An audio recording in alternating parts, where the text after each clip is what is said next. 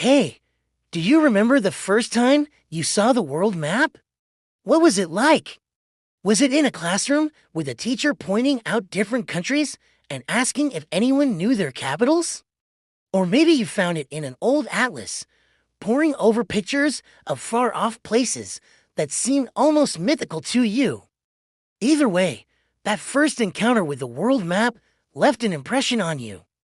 Maybe it sparked a lifelong interest in geography or just made you feel small in the grand scheme of things. Well, today we're going to talk about a map that drew itself.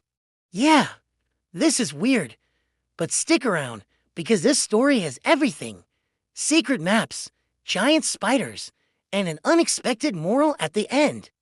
Let's get started. Our story begins with a mysterious 17th century map that's been hidden away for centuries. This map shows the world as seen from the North Pole. You can see Europe, Asia, and Africa ranged neatly around the center like puzzle pieces. But there are no oceans or bodies of water anywhere on the map. It looks like someone took a piece of paper and drew around these land masses while ignoring all the seas between them. This map was only discovered in 2013 by researchers at the British Library who had no idea who made it or why. But they were pretty sure it wasn't done by accident. The mapmaker purposely left out the ocean so that the continents would be touching each other. But why? Well, that's where things get really strange. See, when researchers looked closer at the map, they noticed something incredible. All of the lines on the map are actually spider silk. Each one was painstakingly drawn by a spider crawling along the paper. But not just any kind of spider. All of the lines were identical, which meant that whoever drew the map used a specific type of spider for the job, the money spider. These little arachnids are known for spinning incredibly long, thin lines of silk. They use these lines to travel from place to place, ballooning through the air like tiny superheroes. But how could anyone use these spiders to make a map? Well, it turns out that scientists have been studying money spiders for decades, and they know a lot about their ballooning technique. You see, when a spider is ready to move, it releases a line of silk into the air. The wind catches the line and pulls the spider along with it. The spider can control where it goes by releasing more silk at different angles. This technique lets them travel hundreds of miles across open water and through the air. But here's the thing: spiders don't just randomly release lines of silk. They follow very specific paths that scientists have been able to map out. When you look at a map of these paths, guess what it looks like? That's right, it looks exactly like the map we talked about earlier. So here's how the mapmaker did it. They put a bunch of money spiders on a piece of paper and then released them one by one. Each spider followed its path until it reached the edge of the paper. Then the next spider would start its journey from where the first one ended, and so on.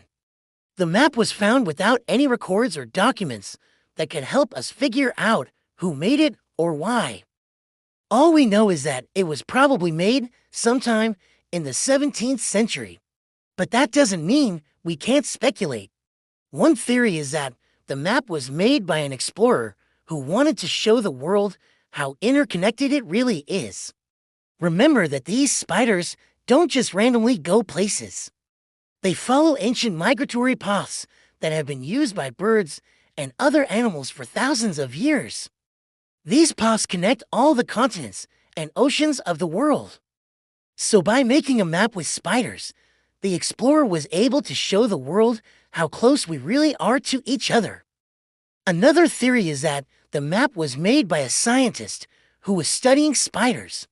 Maybe they wanted to see if they could use spiders to map the world, or maybe they were just curious to see what would happen if they put a bunch of spiders on a piece of paper.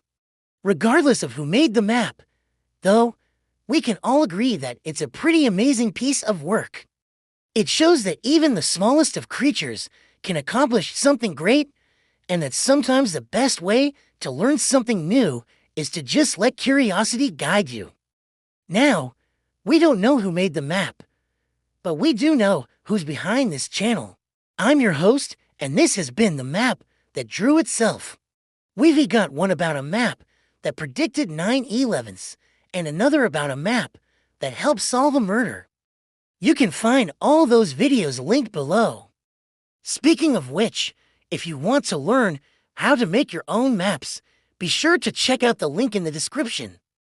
There are some awesome resources for amateur cartographers. And if you like what we do here, be sure to support us. Until next time, happy mapping. And remember, the world is full of mysteries, but with a little curiosity and imagination, we can explore them all. Thanks for watching. See ya. It's a blank map of the world. Can you name that country? A standard classroom map of the world. Now let's zoom in on this part of the world. Do you know where we are now? This is Northern Europe. Can you name that country? Give up? It's this one. How about this one? That's Finland. And this one? That's Sweden. But wait, there's one more country in this region, a country that doesn't exist anymore. Look at this map again. Do you see it? That small country tucked away in the Baltic Sea? That's Latvia. But look at the borders. They're fuzzy and unclear. This isn't a mistake. Those borders weren't set in stone back when this map was made. In fact, the borders of most countries in Europe were pretty fuzzy until the 19th century. Even Latvia's neighbors didn't know exactly where its borders were. But one thing they did know is that somewhere in this region was the capital of Latvia, Riga. In the 18th century, the Swedish Empire controlled much of Northern Europe, including this area. They didn't know exactly where Latvia's border was, but they knew it was somewhere in this general area.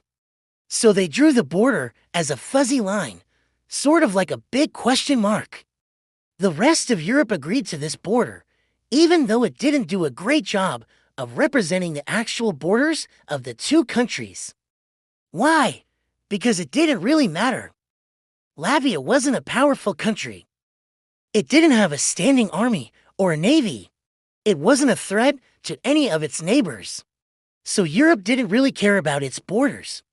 They just kind of let Sweden do whatever it wanted in this area. But as the centuries passed, things began to change. Latvia became a bigger and more important country.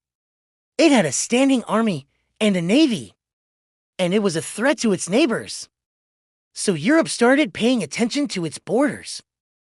They wanted to know exactly where Latvia ended and its neighbors began.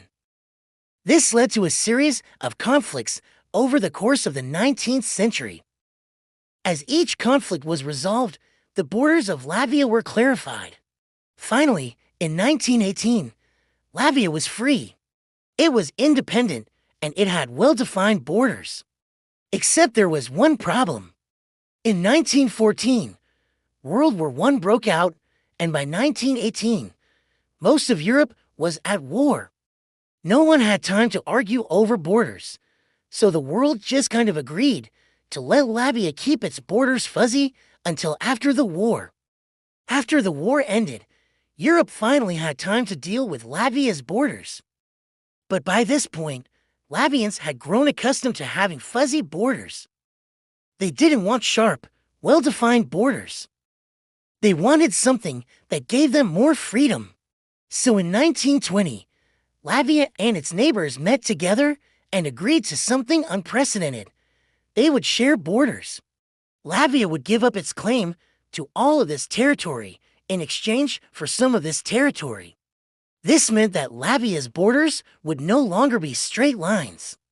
They would be the result of compromise and cooperation. And so it was that Latvia became the first country in the world with a liquid border. Today, Latvia's border with Estonia is a liquid border. That means it's constantly changing and evolving.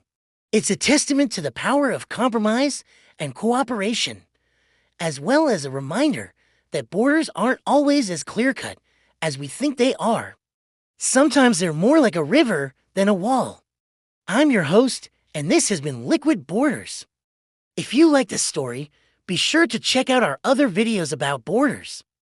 We've got one about the longest border in the world and another about the shortest border in the world. You can find all those videos linked below. If you like what we do here, be sure to support us. Your support helps us keep making great content that hopefully you enjoy. Until next time, happy mapping!